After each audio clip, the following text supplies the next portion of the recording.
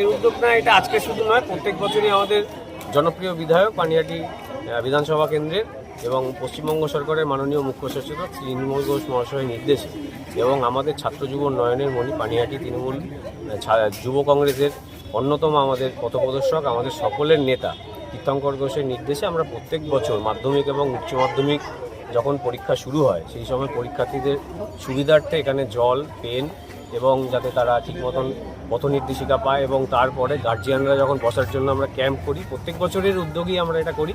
তা আজকে উচ্চ মাধ্যমিক শুরু হলো, এখানে ক্যাম্প চলছে, চন্দ্রচূড় বয়েজেও চলছে, চন্দ্রচূড় গার্লসে চলছে এবং সারা পানিহাটি জুড়ে আমাদের টোটাল 7খানা স্কুলে আমাদের পরীক্ষা পড়েছে।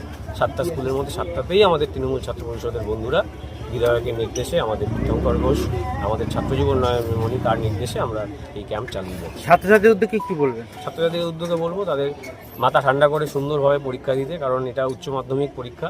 আগামী দিনের সাফল্য কামনা করে আমরা তাদেরকে শুভেচ্ছা জানাতে চাই। আপনার নাম ও পরিচয়? আমার নাম অমরনাথ সাহা, পূর্ব পানিহাটি তৃণমূল ছাত্র পরিষদের সহসভাপতি।